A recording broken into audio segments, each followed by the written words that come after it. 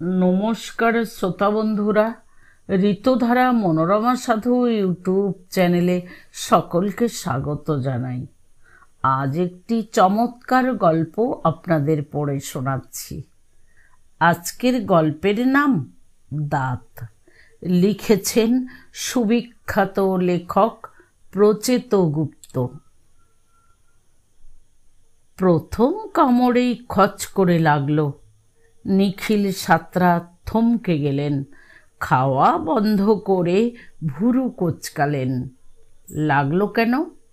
মন ভালো নেই নিখিল সাঁতরার, থাকার কথাও নয়। খানিক আগে ইউনিয়ন অফিসে যে ঘটনা ঘটেছে তারপর মন ভালো থাকতে পারে না। ভাগ্যিস মান অপমান বোঝার কলকবজাগুলো অকেজো হয়ে এসেছে, নইলে বেশি খারাপ লাগতো। ক্যান্টিনে আসবার সময় নিখিল সাঁতরা ভেবেছিলেন আজ টিফিন খাবেন না, এক কাপ চা খেয়েই পেট ভরাবেন। তবু টিফিন বক্স খুলে ফেললেন, খানিকটা অভ্যাস আর খানিকটা ভয়ে। আজকাল অনেকক্ষণ পেট খালি রাখলে কেমন জ্বালা জ্বালা করে, কে জানে আলসার টালসার কিছু হচ্ছে কিনা। হলে বিরাট ঝামেলা, কষ্ট তো আছেই, বড় কথা চিকিৎসার বিরাট ধাক্কা। অপমানের দাম কানাকড়িও নয়, চিকিৎসার খরচ অনেক। নিখিল সাঁতরা অন্যমনস্কভাবেই টিফিন মুখে তুললেন, আর তখনই লাগলো খচ করে। লাগলো কেন? আজকের টিফিনে মুখে লাগার মতো তো কিছু নেই, না মাছের কাঁটা না মাংসের হাড়। বক্সে চাপাচুপি করে রয়েছে দুটো রুটি, খানিকটা আলুর দম, এক দলা ছানা। আগে ছানার ব্যবস্থা ছিল না, কিছুদিন হলো মন্দিরা দেবী ব্যবস্থা চালু করেছেন। কোথা থেকে যেন শিখে এসেছেন। ব্লাড প্রেশার, কোলেস্টেরল, সুগারের সঙ্গে লড়তে ছানা হলো অব্যর্থ ওষুধ। জমে মানুষে টানাটানির মতো ছানায় অসুখেও টানাটানি চলে। সেই টানাটানিতে ছানার জয় সুনিশ্চিত। তথ্যের সত্যাসত্য নিয়ে নিখিল সাঁতরা মৃদু প্রশ্ন তুলেছিলেন। ছানা ভালো জিনিস, কিন্তু এতটা ভালো বলে তো জানতাম না মন্দিরা একেবারে সব অসুখ সারিয়ে দেবে। মন্দিরা দেবী স্বামীর প্রশ্ন অবজ্ঞা করে বলেছিলেন, আগে জানতে না, এবার জানবে, অনেক কিছুই এবার জানবে। এখনো সঙ্গে রুটি পরোটা দিচ্ছি, এরপর শুধু ছানাই দেব। অসুখ যেমন বাঁধিয়েছ টিফিনও তেমন পাবে। কথাটা নিয়ে তর্ক করা যেত। ব্লাড প্রেশার, কোলেস্টেরল বা সুগার সর্দি কাশি নয় যে বৃষ্টিতে ভিজে নিজে বাঁধানো যাবে। তার উপর ছানার এত ব্যাপক গুণ সত্যি আছে কিনা তা নিয়েও সংশয় রয়েছে। কিন্তু নিখিল সাঁতরা তর্ক করেননি। ছানা তো অতি সামান্য বিষয়, অনেক বড় বড় বিষয় নিয়েও তিনি তর্ক করেন না। ঘরে বাইরে কোথাওই নয়। তার মানে এই নয় যে তর্ক তার পছন্দ নয়, খুবই পছন্দ। বহুদিনই মনে হয় ঝগড়াঝাঁটি, চিৎকার চেঁচামেচি করে একটা বড় সড়ো গোলমাল পাকিয়ে দিতে পারলে বেশ হতো।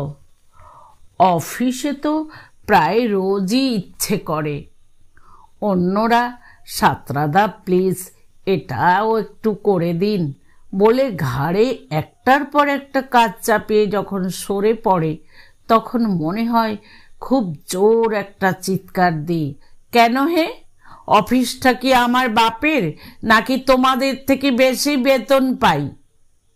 ছোটোখাটো ভুল নিয়ে ওপর ওলারা চিবিয়ে চিবিয়ে অপমান করলে কিছু ইচ্ছে করে টেবিল চাপড়ে বলতে, স্যার এর থেকে ঢের বেশি ভুল করেও অনেকে এ অফিসে রেহাই পেয়ে যায়। কেন? আপনাদের তেল মারে বলে?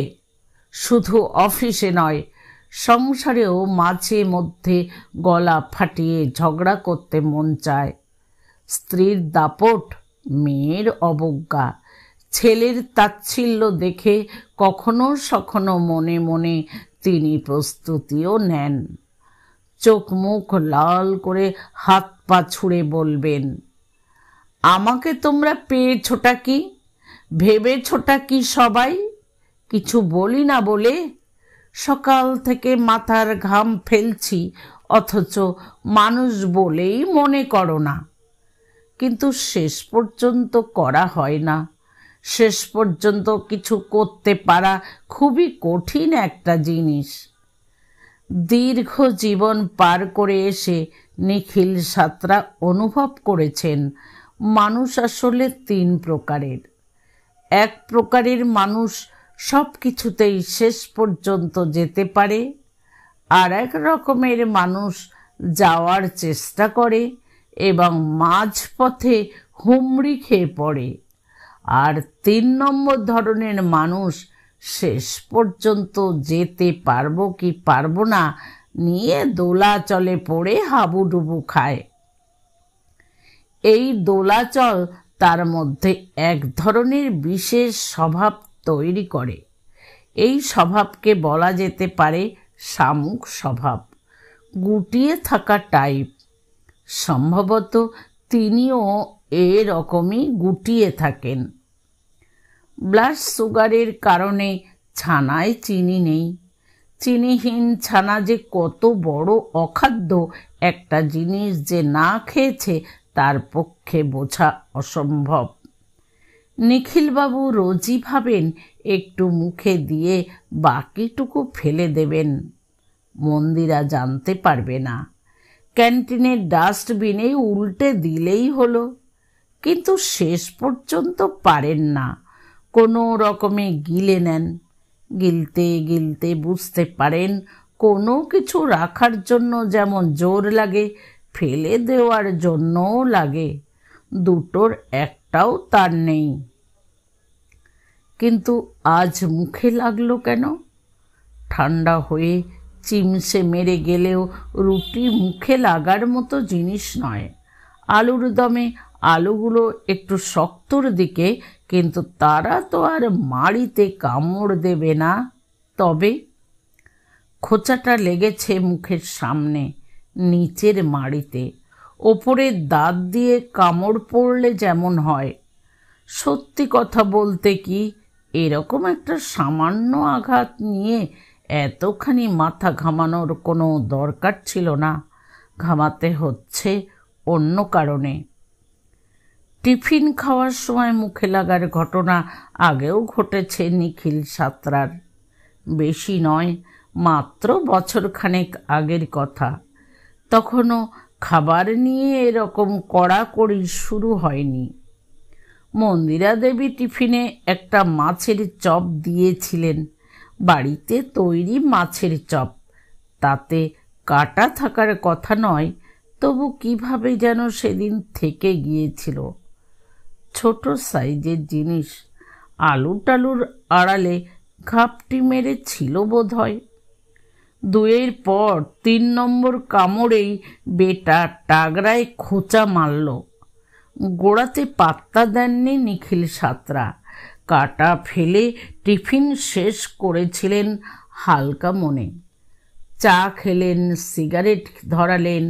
তখনও দিনে 2টো সিগারেটের পারমিশন ছিল, মন্দিরা দেবীর পারমিশন। সকালে একটা, রাতে একটা। অফিসের টিফিনে আরও একটা খেতেন লুকিয়ে। সেই সিগারেট শেষ করতেন গভীর তৃপ্তিতে। লুকানো জিনিসে তৃপ্তি বেশি। একেবারে ফিল্টারের ডগা পর্যন্ত টান মারতেন। সেদিনও মারলেন। তারপর নিজের টেবিলে ফিরে গিয়ে বসলেন ফাইল নিয়ে। 8 ঘন্টা পর থেকে শুরু হলো ঝামেলা। প্রথমে অস্বস্তি, তারপর অল্প ব্যথা। অফিস ছুটির পর সেই ব্যথা টনটনে চেহারা নিল। বাড়ি ফেরার সময় ট্রাম থেকে নেমে একেবারে মার্কিউরোক্রোম কিনে বাড়ি ফিরতে হলো। ততক্ষণে ব্যথা আরও বেড়েছে। রাতে শক্ত খাবার খেতে পারলেন না। মুখ বেজার করে মন্দিরা দেবী সুজি করে দিলেন। মুখ বেজার হওয়ারই কথা, অত রাতে সুজি বানাতে কারো মুখই হাসি হাসি থাকে না। শুতে যাওয়ার আগে নিখিল সাতরা তুলোয় করে যখন মুখের ভেতর ওষুধ লাগাচ্ছেন, মন্দিরা দেবী বললেন, উহ, সামান্য একটা কাটা নিয়ে যা শুরু করেছ, একটু দেখে শুনে খেলেই পারতে। পেটরোগা মানুষকে এসব দেওয়াটাই ভুল হয়েছে আমার। ব্যথা কষ্টে এমনিতেই রাগ হয়। স্ত্রীর কথায় নিখিল সাতরা আরও রাগলেন। ঠিক করলেন ওষুধ লাগানো শেষ হলে স্ত্রীকে কথা শোনাবেন। শোনানোর দরকার, বেশ ঝাঁঝের সঙ্গেই বলবেন, অফিসের টিফিন কোনো রেস্তোরাঁর মেনু নয় মন্দিরা, যে মাছের চপ মাংসের কাটলেট সাজিয়ে দিতে হবে। তাছাড়া পেটের সঙ্গে কাটা লাগার সম্পর্ক নেই, সম্পর্ক আছে রান্নার। চপ তৈরির সময় আরও মনোযোগ দেওয়া উচিত ছিল। স্বাভাবিকভাবেই নিখিল সাতরা তেমন কিছু বলতে পারলেন না। শুধু জড়ানো গলায় বললেন, অফিসে কাটা বাছাবাছির সময় থাকে না। রাতে শোয়ার আগে গ্লাস ভর্তি জল খান মন্দিরা দেবী। সেই গ্লাস হাতে নিয়েই স্বামীর দিকে তাকালেন। ভুরু তুলে বললেন, কেন? অবাক হয়ে নিখিল সাতরা বললেন, কেন মানে? অফিসে কি আমি খাওয়া দাওয়ার মধ্যেই থাকি? কাজ নেই আমার? গ্লাস তুলে জল শেষ করলেন মন্দিরা দেবী। আঁচল দিয়ে ঠোঁট মুছলেন। তারপর শান্ত গলায় বললেন, কি কাজ? টাগরার ব্যথা গিলতে গিলতে নিখিল সাতরা আরও অবাক হলেন। বললেন, কি কাজ মানে? আমার অফিসের কাজ তুমি কি বুঝবে? নাকে ফু ধরনের বিদ্রুপের হাসি হেসে মন্দিরা দেবী বললেন, না বুঝবো না? তাও বড় কোনো অফিসার টফিসার হলে একটা কথা ছিল। এত বছর চাকরি করলে সেকশন ইনচার্জটুকুও তো হতে পারোনি এতদিনে। এখনো তো সেই মাছি মারা কেরানি।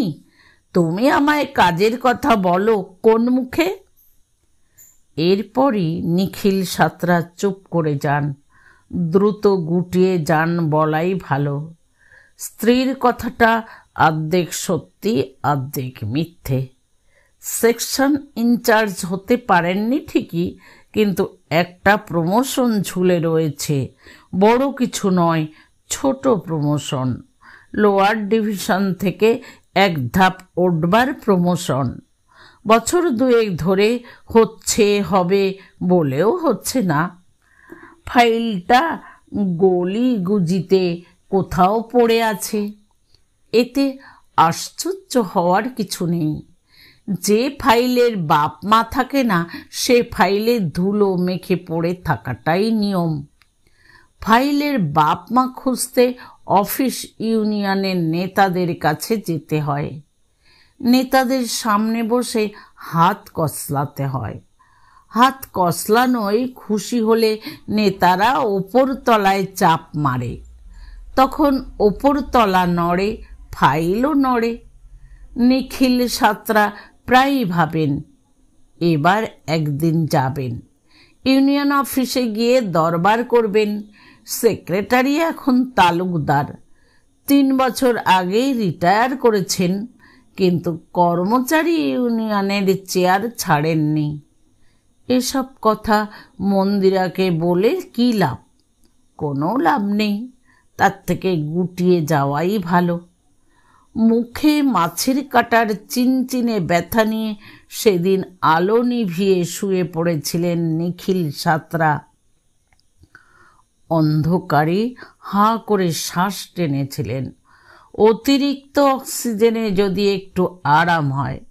আরাম কিছু হয়নি, ব্যথা পুরোপুরি যেতে দিন দুয়েক সময় লেগেছিল সেবার। এবারও সেরকম কিছু হলো না তো। বাকি টিফিনটুকু হেলাফেলায় শেষ করলেন নিখিল সাঁতরা। কিছুটা খেলেন, বাকিটা ফেলে দিলেন। তারপর তড়ি ঘড়ি বাথরুমে ঢুকে আয়নায় মুখ রেখে হাঁ করলেন বড় করে। আয়নার অবস্থা শোচনীয়, জায়গায় জায়গায় ছোপ, জলের দাগ, পানের পিক, ধুলো জমে আছে। কত বছর যে পরিষ্কার হয়নি। নিজের মুখ দেখলে ভয় করে, চিনতে অসুবিধে হয়। বাথরুমে আলো কম, গনগনে দুপুরেও ছায়া ছায়া, তবু মুখ পেতে ধরলেন নিখিল সাঁতরা। হা করা মুখ হেলিয়ে দুলিয়ে কাত করে দেখতে লাগলেন খুঁটিয়ে খুঁটিয়ে। খোঁচা লাগার কারণ খুঁজতে লাগলেন প্রাণপণে। হলদেটে দাঁত, কালো হয়ে থাকা থ্যাবড়া ঠোঁট, এবড়ো খেবড়ো মোটা জিভ, কোথাও সাদা কোথাও ফ্যাকাশে। বাকিটুকুর বেশিরভাগই অন্ধকার। হাঁ বাড়িয়ে কমিয়ে মুখের ভেতর আলো নেবার চেষ্টা করলেন নিখিল সাঁতরা। হলো না। অবাক লাগলো, মানুষের মুখের ভেতরটা কি এতটাই অন্ধকার, নাকি আজ বেশি লাগছে? একটা টর্চ পেলে হতো। কতদিন তিনি নিজেকে এভাবে দেখেননি। কোনো দিনই কি দেখেছেন? মনে করার চেষ্টা করলেন নিখিল সাঁতরা।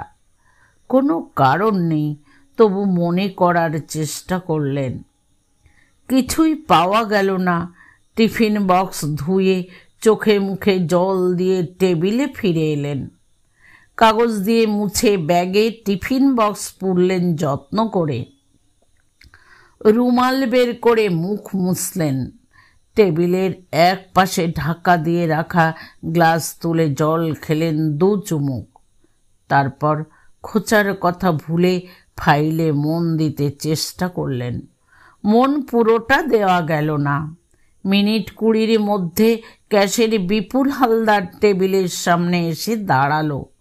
অনুমতি ছাড়াই চেয়ার টেনে উল্টো দিকে বসতে বসতে নিচু গলায় বলল, সাঁতরাদা, ঘটনাটা কি?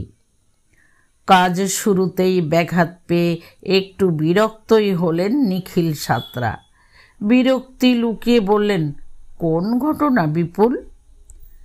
বিপুল হালদারের বয়স বেশি নয়, তবে মাতব্বরই বেশি। ইউনিয়ন ইলেকশনে 2 বার দাঁড়িয়ে 2 বারই হেরেছে। এখন টেবিলে টেবিলে ঘুরে ঘোট পাকায়। ভুরু কুচকে বলল, আপনি নাকি সকালে ইউনিয়ন অফিসে গিয়েছিলেন, সেখানে আপনাকে ভুলে গেলেন? শুকনো হাসলেন নিখিল সাঁতরা। ঘটনা আসলে তাই, অপমান প্রায় ভুলেই গেছেন। অন্য দিন হলে হয়তো আরও একটু সময় লাগত। আজ মুখে খোঁচা লাগার কারণে আরও কম লেগেছে। না, সেরকম কিছু নয়। বিপুল হালদার চাপা অথচ কঠিন গলায় বলল, সেরকম নয় মানে? আপনার ন্যায্য প্রমোশন এতদিন ঝুলে আছে, সেটা বলতে গিয়ে অপমানিত হবেন সেটা কিছু নয়। কে ছিল ওখানে? ওই তালুকদার হারামজাদাটা না? আর ওই মেয়ে ছেলেটা? নিখিল সাঁতরা ভয় পেলেন। নেতাদের নামে গালি শুনতে ইচ্ছে করে, কিন্তু শুনলে ভয় করে। তার উপর আবার একেবারে নিজের টেবিলে বসে শোনা তো মারাত্মক। না না, ওরাই বা কি করবে? ইউনিয়নে তো আর প্রমোশন দেখে না, একটু বলতে টলতে পারে আর কি। দেখে না বললেই হবে? শুনলাম 3 বছরের বেশি আপনার কেসটা ঝুলে আছে। ছেড়ে দাও বিপুল, ওপরতলা না চাইলে কে কি করবে বলো? তাছাড়া প্রমোশনটা হলে হাতি ঘোড়া বিরাট কিছু মাইনে বেড়ে যাবে এমনটা তো নয়। এই একটু হলো আর কি। বাড়িতে গিয়ে বললাম ছেলে মেয়েরা খুশি হলো, ব্যাস, তাও বুড়ো বয়সে একটা কিছু হয়েছে।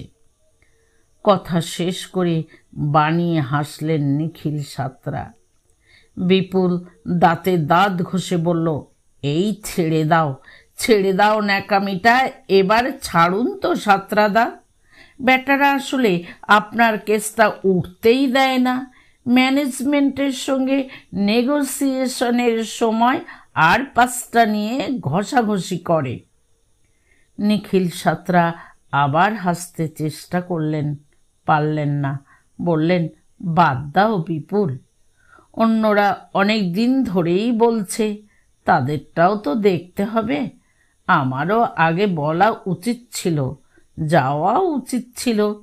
ভেবেছিলাম নিজে থেকে হয়ে যাবে, সামান্য ব্যাপার, সবারই তো হয়।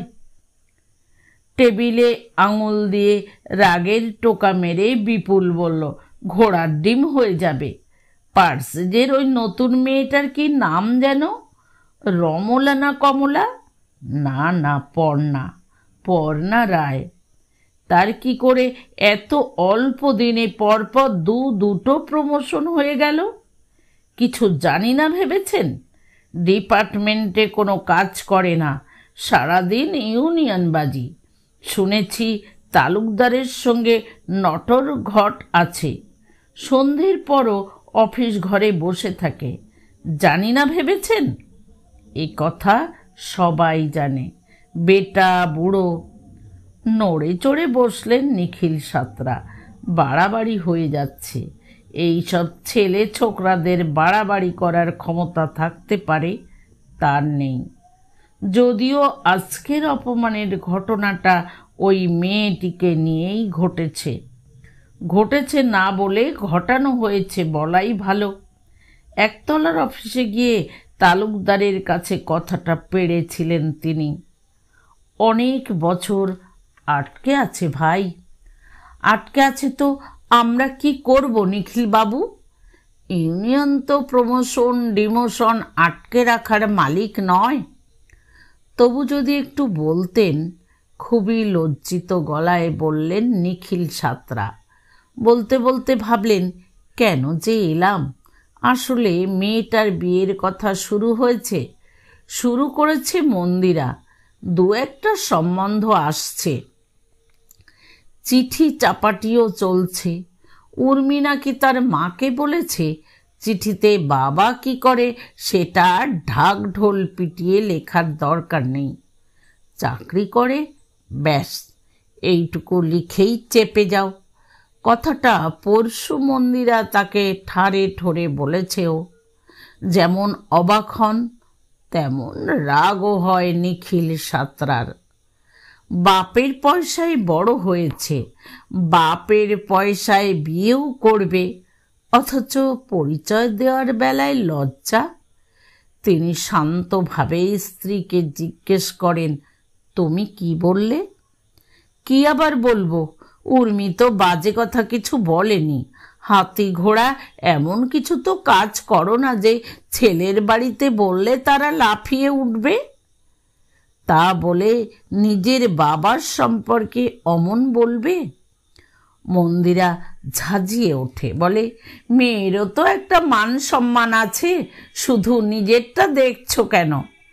নিখিল সাঁতরা খানিকটা মিনমিন করে বলেন, আমি যে কাজ করি সেটাই তো বলবো। মন্দিরা দেবী এবার চাপা গলায় হিসহিসিয়ে উঠলেন, বলতে লাগলেন একটানা, কাজটা বড় কথা নয়, উদ্যোগটাই আসল। শুরু যেখানে থেকেই করো, একটা জায়গায় তো মানুষ যায়, বড় হয়। তোমার সঙ্গে অফিসে চাকরি শুরু করে কতজন কত এগিয়ে গেছে দেখেছো একবার? হিসেব করেছো? রিটায়ারমেন্টের আর কটা দিন বাকি? শুধু কি অফিস, সংসারেও তো কোনো কমে লাগো না। এত দিনেও নিজেদের একটা ফ্ল্যাট হলো না। জন্মভর ভাড়া করা বাসাতেই পচে মরছি। আরে বাপু, শুধু কি টাকা দিয়ে ফ্ল্যাট হয়? এদিক ওদিক ধরা করায় লোকজনেরা কত সস্তায় ফ্ল্যাট বাড়ি পেয়ে যাচ্ছে সে খবর জানো? জানতে চাও? সৌমিন নন্দাই পাইকপাড়ায় গভর্নমেন্টের।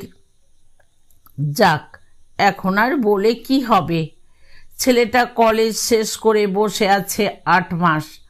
চাকরির জন্য যে কজনকে বলতে গেলে দেখছি দেখব বলে দূর করে তাড়িয়ে দিল। দেবেই তো, তোমার মতো মেদামারা পুরুষ মানুষকে কে কোলে বসিয়ে খাতির করবে বলো? মেয়ের বিয়ে নিয়েও মাথা ব্যথা নেই।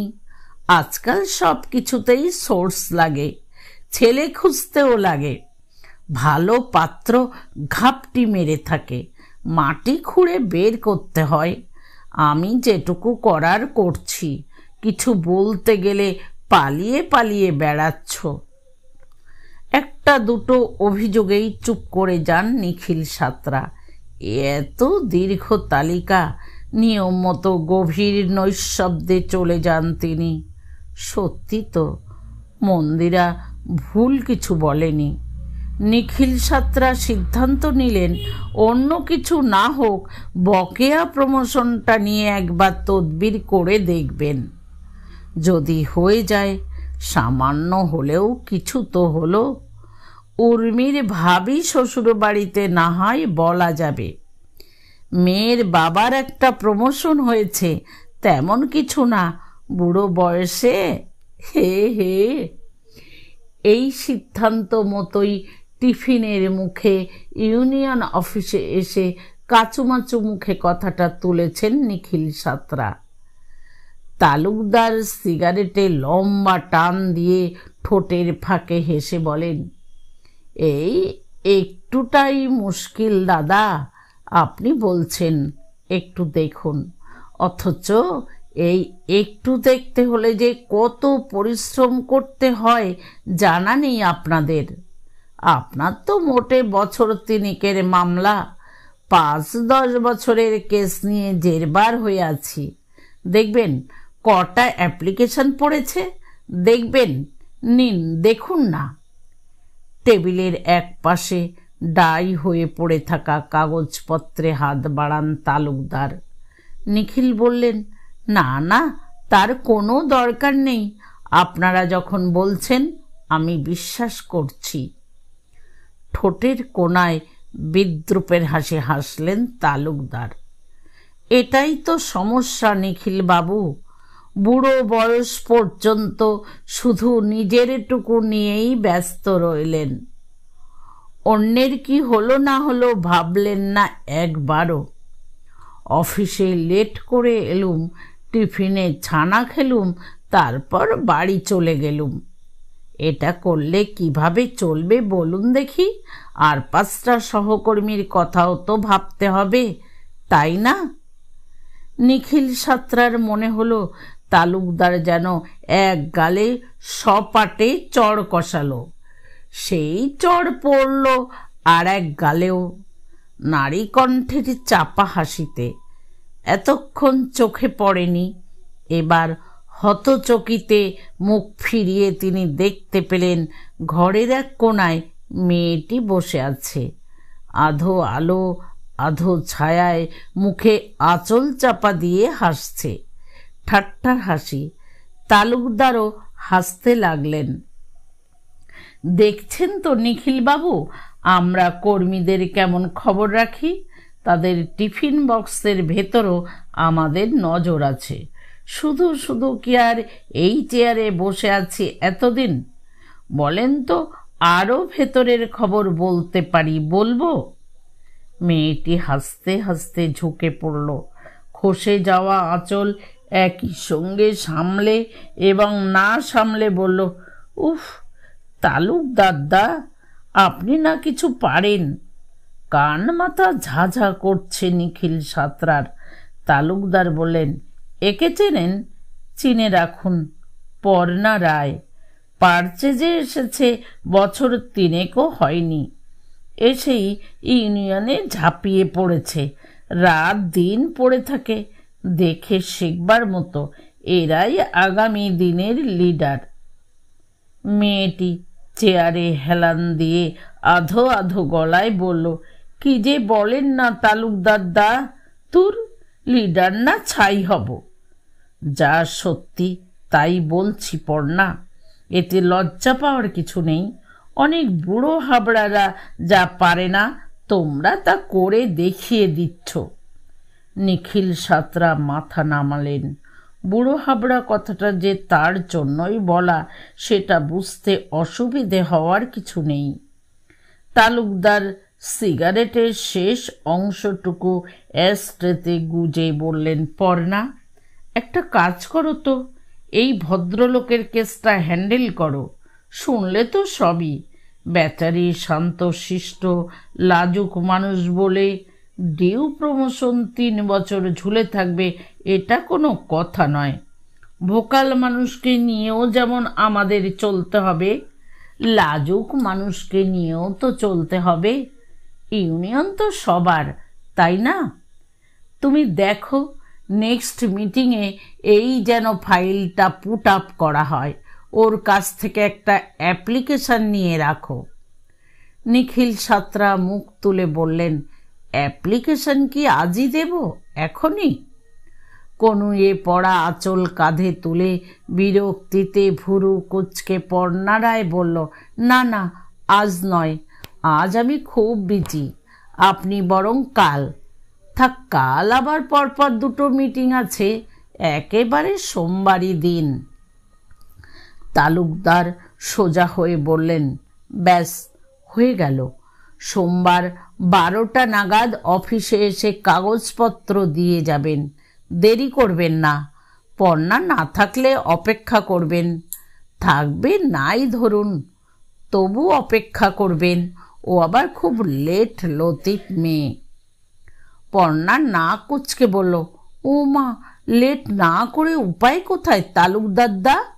বাড়িতে কত কাজ, বরকে অফিসে পাঠিয়ে ছেলেকে খাইয়ে। তালুকদার এতক্ষণে সম্পূর্ণভাবে মেয়েটির দিকে ঘুরে বসেছেন। চোখ নাচিয়ে বললেন, কি খাইয়ে, ছানা? দুজনের হাসির মাঝখানেই সম্পূর্ণভাবে নিঃশব্দে উঠে এসেছিলেন নিখিল সাঁতরা। ক্যান্টিনে যেতে যেতে ভেবেছিলেন টিফিন যেমন খাবেন না তেমন অ্যাপ্লিকেশনও জমা দেবেন না, কিন্তু এখন মত বদলেছেন, সোমবার অ্যাপ্লিকেশন দেবেন বলে ঠিক করেছেন। দরকার হলে ওই মেয়েটির জন্য সারা দিন বসে থাকবেন।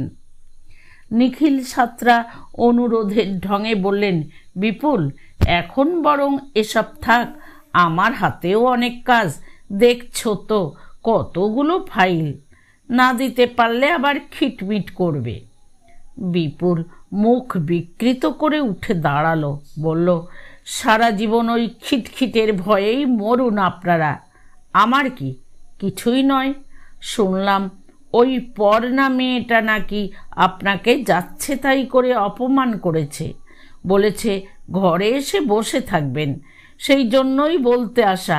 নিজের প্রেস্টিজ নিজে যদি না বোঝেন। বিপুল চলে যাওয়ার পর ফাইল খুলে বসলেন নিখিল সাঁতরা, কিন্তু কাজ বেশি এগোলো না।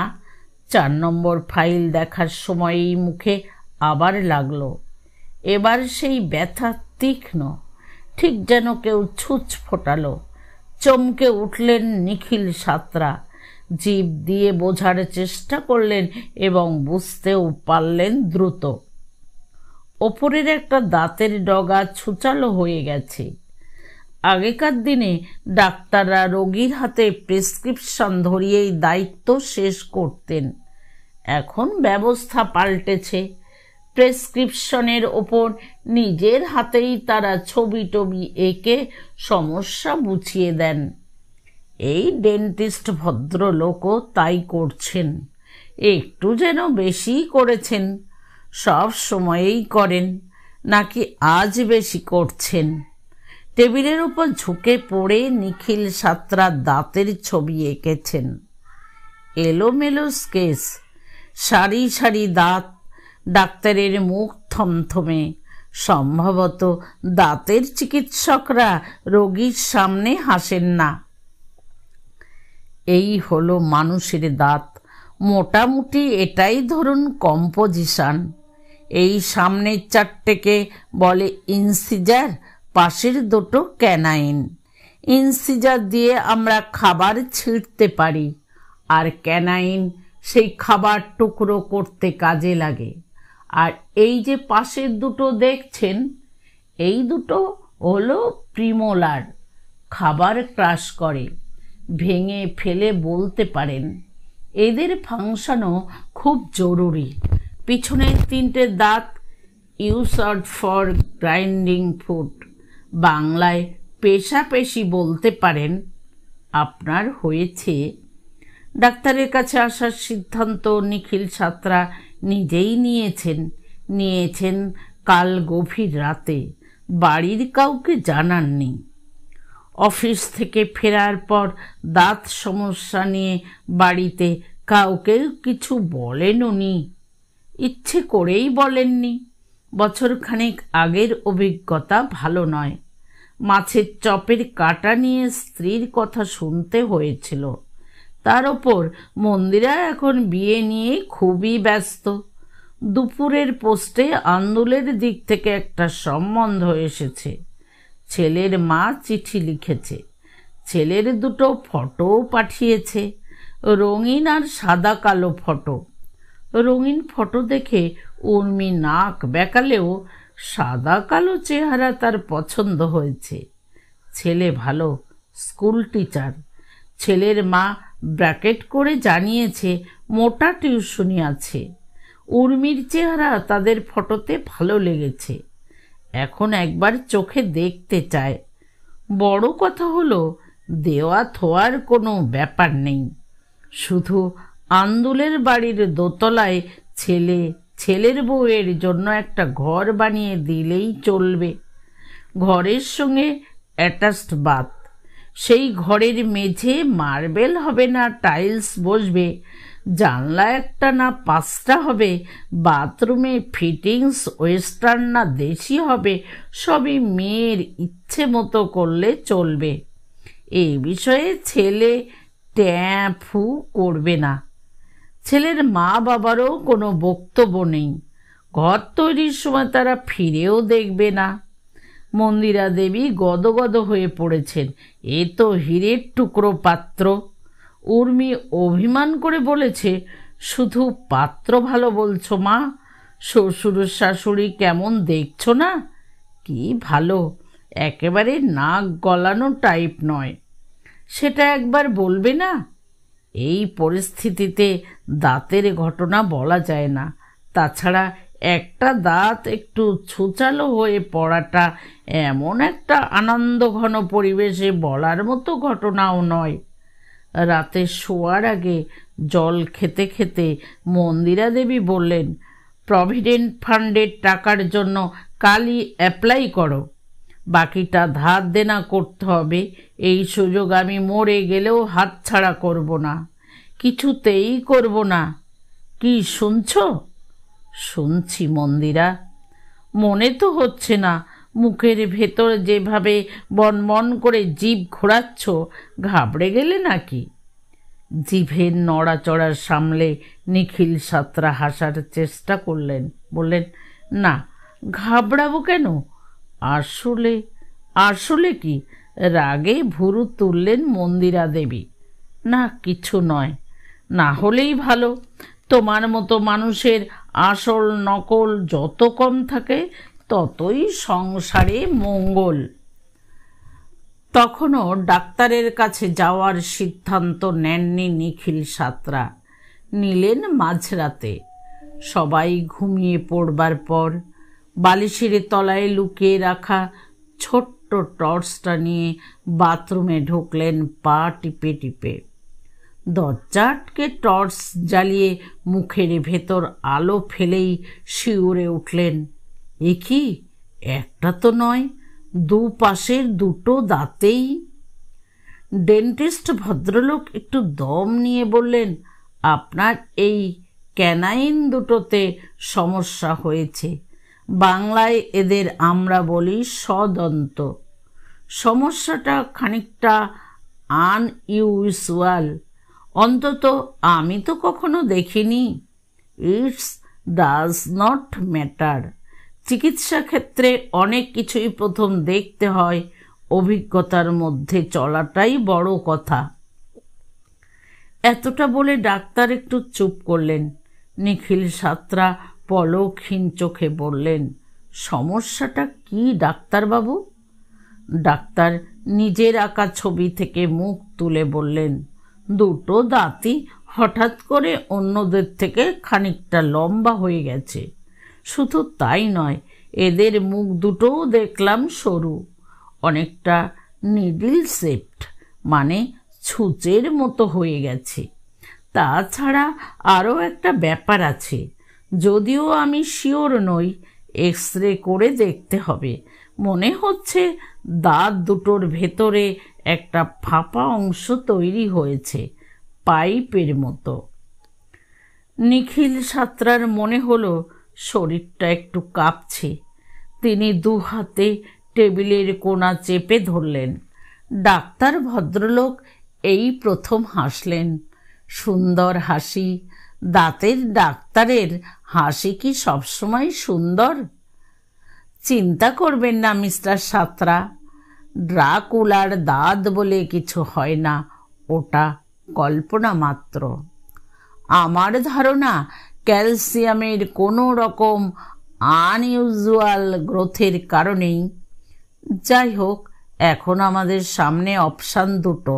এক, আমি দুটো দাঁত আপাতত ঘষে খানিকটা নর্মাল শেপে এনে দিতে পারি। সেকেন্ড, আপনি বললে ক্যানাইন দুটো তুলে দিই, তাহলে আর কোনো রকম ঝুঁকি থাকে না, ভবিষ্যতেও ভয় নেই। Now you decide. একদিন সময় নিন, বাড়িতে কথা বলুন। 300 টাকা ভিজিট শুনে একটু ঘাবড়ে গেলেন নিখিল সাঁতরা। সঙ্গে আছে তো? মানিব্যাগ বের করে দেখলেন, হ্যাঁ আছে, বেশি আছে। ডেসপ্যাচের অমূল্যর কাছ থেকে নেওয়া ধার শোধ করার জন্য সঙ্গে নিয়ে ঘুরছেন কটা দিন। ছোকরা 3 দিন হলো অফিস কামাই করে বসে আছে। ভাগ্যিস করছে, নইলে আজ লজ্জায় পড়তে হতো।